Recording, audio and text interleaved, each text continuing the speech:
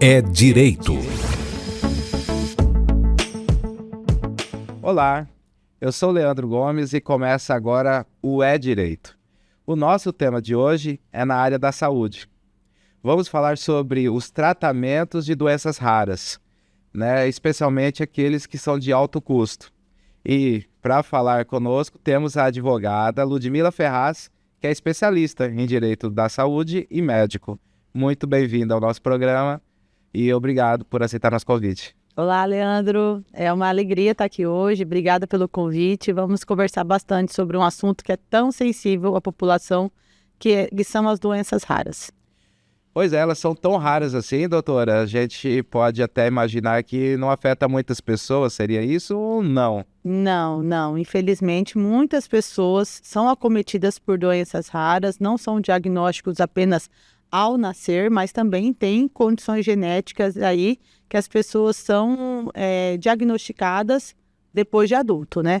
E hoje estima-se que são 300 milhões de pessoas com doenças raras no mundo e aqui no Brasil são 13 milhões. Então é uma população muito carente que necessita de acesso à saúde, acesso à educação e sobretudo, né? Esses espaços como o de hoje, a gente supre uma questão valiosíssima, que é o acesso à informação. O paciente informado, ele não é enganado, mas ele percorre aí uma grande jornada até fechar um diagnóstico de doença rara.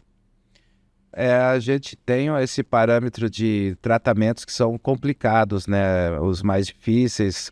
E se a gente parte desse princípio que o diagnóstico já é complicado, como o SUS lida com isso? Se as pessoas têm conseguido, durante quanto tempo, ter um diagnóstico correto, tratamento? Segundo pesquisas mais recentes, estima-se aí que o usuário do Sistema Único de Saúde, que é o paciente, ele demora de 4 a 7 anos para fechar diagnóstico. Então, olha assim, o quanto que é carente esse público de acesso à informação para fechamento de diagnóstico. Quantas pessoas ficam numa questão achando que é apenas uma ansiedade, apenas uma depressão, apenas uma questão mais leve e não consegue saber o que é, né? Eu tenho diversos pacientes que eu já perguntei, né, que são meus clientes na advocacia, na judicialização de alto custo, e eu pergunto para eles, como foi o fechamento do diagnóstico?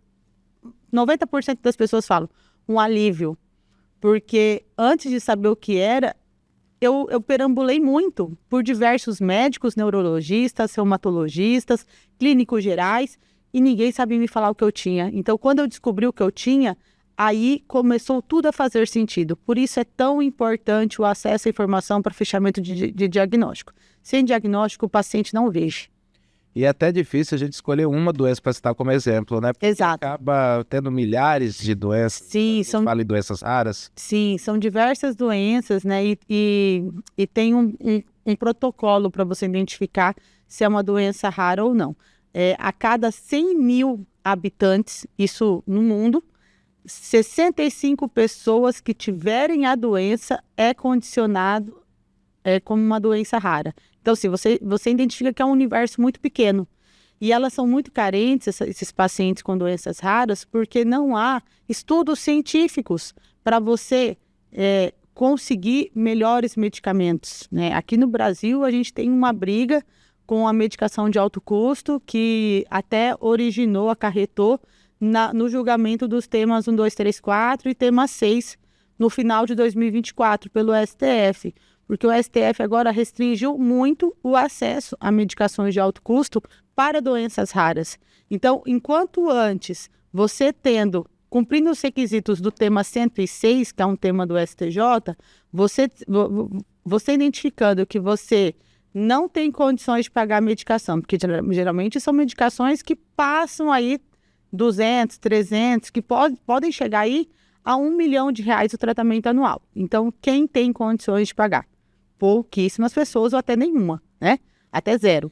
Então, o tema 106, ele privilegiava as pessoas que não têm condições, que possuem um relatório médico muito bem escrito, onde indica a imprescindibilidade e a necessidade do uso e demonstra também que houve falha terapêutica. O que é a falha terapêutica?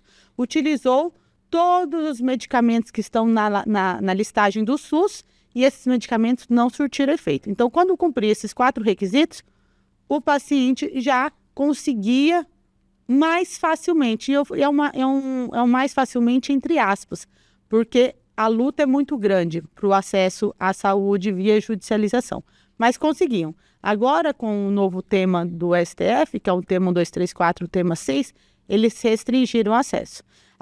Nós advogados, Defensoria Pública também, tanto as estaduais quanto da União, agora a gente tem que identificar se houve o pedido de incorporação da medicação dentro do território nacional, mediante a Anvisa, muitas das vezes já tem, e também se a Conitec, que é uma câmara especializada em medicações de alto custo no Brasil, ela já teve a negativa, porque se já teve a negativa, você não conseguir a medicação judicial. E, infelizmente, a Conitec nega tudo por conta do custo. Então, hoje, os pacientes com doenças raras no Brasil, as judicializações estão tendo que ir para recursos no tribunal, para recursos no STF, recursos no STJ, e a doença não espera. A doença, infelizmente, ela não espera a morosidade que, infelizmente, o nosso judiciário hoje vive. Um processo longo. Sim, é um processo longo. E essa questão, então, dos remédios, tem alguma, vamos dizer, alguma cota, né, digamos assim, já pré-aprovada nesses tratamentos? Ou sempre tem que pleitear junto ao Estado, junto ao governo, para ver o que é negociável, digamos assim? Olha, o poder público, a prefeitura, vai te dar tal remédio. Essa aqui vai ser muito caro. Então, não funciona assim só pelo valor, só pela disponibilidade do dinheiro em caixa da prefeitura. Tem essa questão agora, né, só reforçando, atualizando quem está nos ouvindo, que é muito importante, que é de final de 2024. Então, o Supremo já trouxe uma restrição quanto a isso. Sim. Hoje, essa decisão do STF restringiu muito o acesso, e as grandes associações pelo Brasil que informam sobre doenças raras, né? E tem milhares de pacientes que são vinculados a elas, eles estão muito preocupados. Até esses dias eu estava falando com o presidente de uma associação, o quanto essa nova decisão do STF vai matar pessoas, infelizmente. Né? E a gente fica, enquanto operador do direito, de mãos atadas, porque as doenças raras estão aí, né? Temos aí 13 milhões de brasileiros com doenças raras, o acesso às medicações estão cada vez mais desafiadores, mas não é impossível. Eu sempre falo, né? Eu, enquanto advogada especialista, e eu vou puxar a sardinha para o meu lado e para o lado dos meus colegas que também são especialistas, nós temos a expertise necessária para traçar boas estratégias. Então, eu sempre falo para as pessoas quando eu participo de programas iguais o de vocês aqui hoje. Busque um especialista em direito da saúde, em direito médico, que o especialista vai saber traçar a melhor estratégia para você conseguir essa medicação. Ficou mais difícil sim, mas não é impossível. E cada caso é um caso. Cada caso é um caso, cada doença é uma doença, cada relatório médico é um relatório médico, e aí o profissional vai saber manusear essa documentação para o interesse melhor do paciente, né? Porque o foco é sempre esse, é a melhor qualidade de vida do paciente. A nossa entrevista é com a advogada Ludmila Ferraz, que é especialista em direito da saúde e médico. Estamos falando sobre justamente esse tratamento, né, da área da saúde, especificamente em doenças raras. E continuando, doutora, em relação aos planos de saúde, porque a gente deu essa visão do SUS, mas também tem uma parcela da população que pode se dizer que está mais tranquila, contando com os planos de saúde, ou também não é bem assim? Também não é bem assim. Infelizmente, hoje, os planos de saúde, contratualmente, eles não estão mais fornecendo a saúde que a população necessita. Desde que a legislação dos planos de saúde entrou em vigor, que foi em 1996, era uma realidade. Eram poucos brasileiros que tinham acesso economicamente falando, de contratar um plano de saúde, né?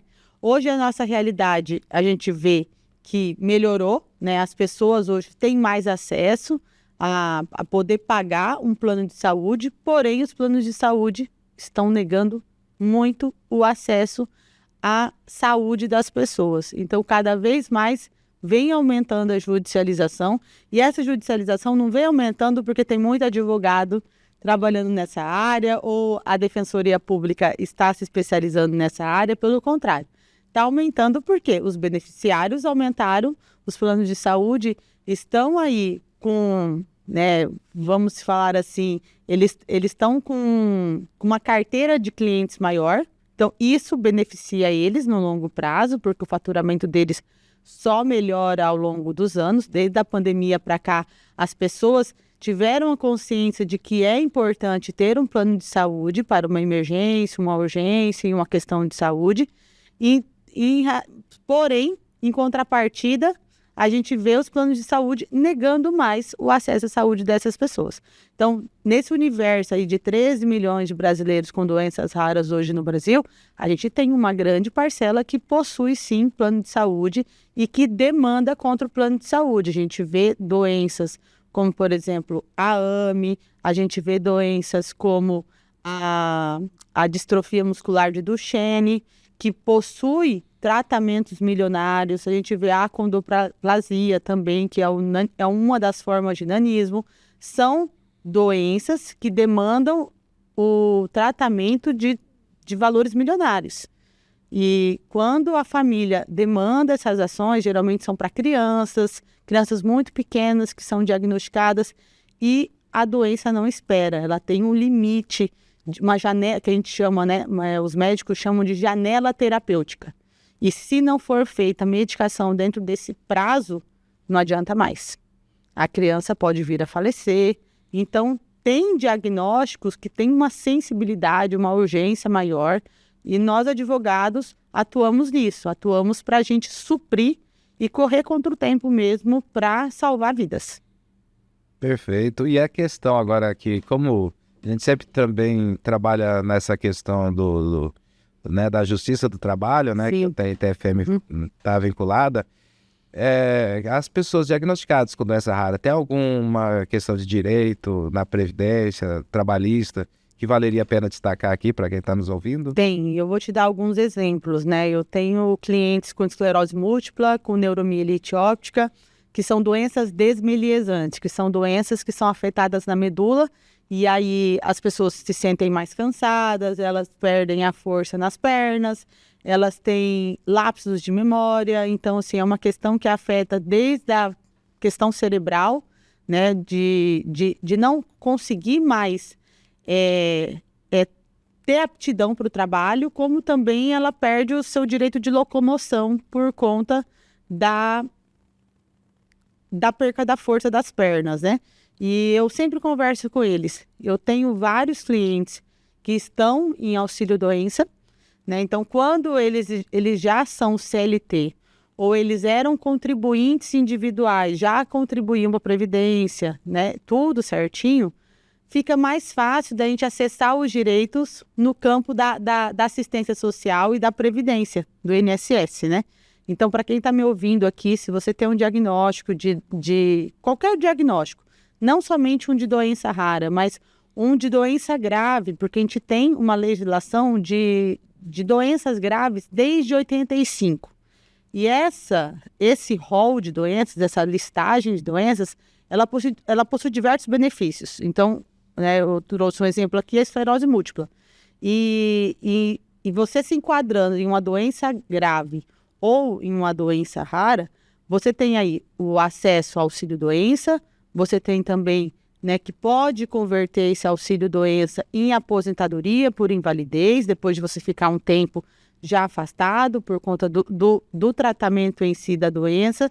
E se a doença ela demonstra uma incapacidade permanente, converte esse auxílio-doença, esse afastamento temporário, em um afastamento por tempo indeterminado, que se torna uma aposentadoria por invalidez. Então, sempre que a pessoa é contribuinte individual ou ela é seletista, a gente consegue fazer suprir alguma questão, porque toda doença afeta o campo financeiro da família. A gente é categórico com relação a isso. Então, a gente tem que cuidar do campo financeiro. Então, essa é a forma de cuidar do campo financeiro de quem é contribuinte individual e de quem é seletista.